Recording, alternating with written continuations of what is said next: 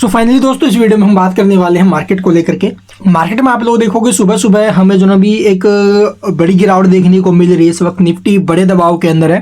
100 point के ऊपर में निफ्टी टूट चुका। वहीं 350 पॉइंट के करीब सेंसेक्स में हमें जो ना भी दबाव देखने को मिल रहा है और 100 पॉइंट के करीब बैंक निफ्टी है। बैंक निफ्टी को तो सपोर्ट मिल रहा है अभी जो हाल ही में आरबीआई की मॉनेटरी पॉलिसी का अपडेट आया था उसके बाद।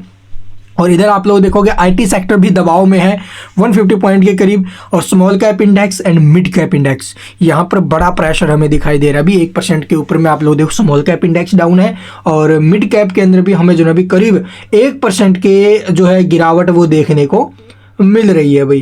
तो ये सेक्टर 0.1% जो भी है, तो ये सेक्टर या फिर आप लोग देखोगे आज बाजार में हमें ये प्रेशर क्यों दिखाई दे रहा है। सभी के यही डाउट्स है, सभी के यही सवाल है कि बाजार को क्या आगे और गिरावट का सामना करना पड़ेगा, क्या यहाँ पर और गिरावट होने वाली है। तो कुछ एक फैक्टर्स थे जो पॉजिटिव संकेत दे रहे थे, लेकिन ग्लोबल बाजार से जो खबरें आ रही थी, ग्लोबल मार्केट जो संकेत दे रहा था वो बिल्कुल नेगेटिव था। कल मैंने इसके ऊपर वीडियो भी बनाया था भी, और कई भाइयों के कमेंट आते हैं कि आप दोनों साइड की चीजें बता रहे हो, एक तरफा बताइए भी तेजी बनेगी गिरावट बनेगी। भाई ये मार्केट में कोई आइडेंटिफाई नहीं करता कि मार्केट यहां से गिरावट ही देगा या फिर मार्केट यहां से तेजी ही देगा। ठीक है, हमें दोनों साइड के जो ना भी लेके चलना पड़ता है कि भी हाँ इस कारण से ये मोमेंटम बनेंगे तो इस लेवल्स के हिसाब से हमें करना चाहिए मोमेंटम जो भी बन रही है मार्केट में। ठीक है, अगर ये इस प्रकार से पॉजिटिव चीजें आती है बाजार के लिए और ये पॉजिटिव इंपैक्ट अगर इस प्रकार से बनेंगे तो यहाँ पर ब्रेकआउट बने तो यहाँ से एक अच्छा ही एक्शन बनेगा। तो वो सारी चीजें देखनी पड़ती है। तो इस वक्त आप लोग देखोगे ग्लोबल बाजार से बिल्कुल नेगेटिव संकेत थे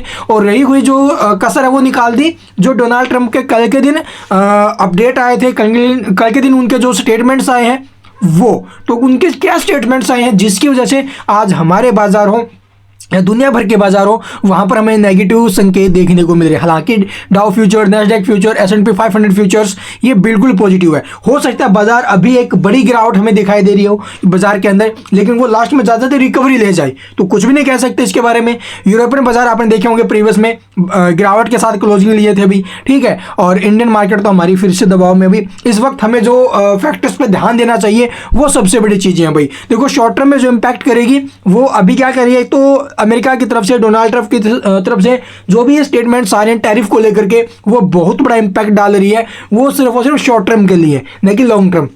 इसके बाद आप लोग देखोगे डॉलर के ऊपर आपकी नजर रहनी चाहिए भी। दूसरा फैक्टर डॉलर ही है। डॉलर आप लोग देखो जितना मजबूत होएगा रुपीज के मुकाबले उस कंडीशन में आप लोग देखोगे जो ना भी मार्केट को वो भी चीज इंपैक्ट करेगी हमारे मार्केट को। देखो हमारा जो रुपया है ना भाई वो कमजोर नहीं हो रहा है। ठीक है, हमारे रुपये के अगेंस्ट डॉलर मजबूत हो रहा है। ठीक है, यानी कि डॉलर की चढ़ाई है लेकिन हमारा जो रुपीज है वो उसी लेवल के ऊपर है जो पहले था। एक चीज होती है देखो डॉलर स्थिर, देखो रुपया और डॉलर ये दोनों चीजें, दोनों आप लोगों को पता होगा करेंसी है। इंडियन रुपीज हमारी जो करेंसी है और जो इंटरनेशनल करेंसी है या फिर अमेरिका की करेंसी वो USD है, डॉलर है।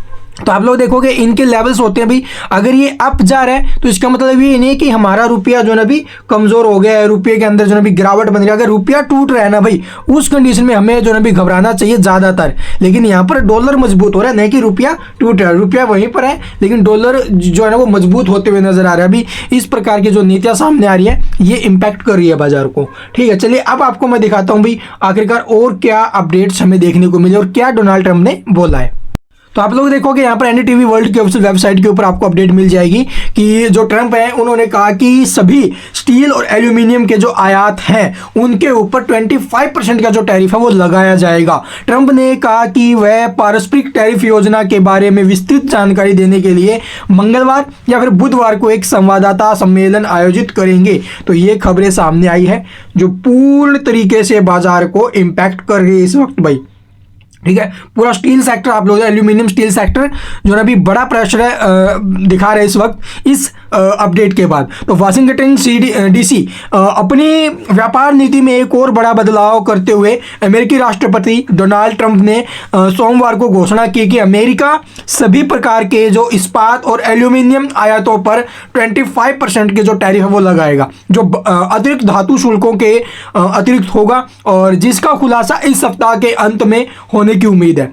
और रविवार को न्यू जो अर्लिन्स में NFL सुपर बाउल के लिए जाते समय एयरफोर्स वन में पत्रकारों से बात करते हुए ट्रंप ने यह भी कहा कि वह मंगलवार को ही पारस्परिक टैरिफ की घोषणा करेंगे जो लगभग तुरंत प्रभावी हो जाएगा। यानी जो भी इनका टैरिफ को लेकर स्टेटमेंट आएगा वो जो है भी तुरंत प्रभावी होगा। तो ये खबरें सामने आ रही है भाई, ठीक। और ये बाजार को इम्पैक्ट कर रहा है, इसमें कोई दुराई नहीं है। तो आप लोग एक बार देख लो यहाँ पर जो टैरिफ लगा जो 2016-20 के अपने पहले व्हाइट हाउस कार्यालय के दौरान ट्रंप ने स्टील पर 25% और एल्यूमिनियम पर 10% के टैरिफ लगाए थे।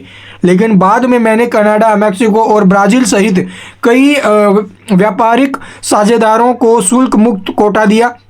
पूर्व राष्ट्रपति जो बिडेन ने इन कोटा को ब्रिटेन, जापान और यूरोपीय संघ तक बढ़ा दिया और हाल के वर्षों में अमेरिकी स्टील मिल अक्षमता उपयोग में गिरावट आई है। तो ये खबरें सामने आई हैं अभी, और ये खबरें हैं जो बाजार को इस वक्त इम्पैक्ट कर रही है, ठीक है। बाजार को जो पूर्ण तरीके से आप लोग देखोगे प्रभावित कर रही है। तो इस खबर के बाद पूरा मामला गड़बड़ में आया है भाई।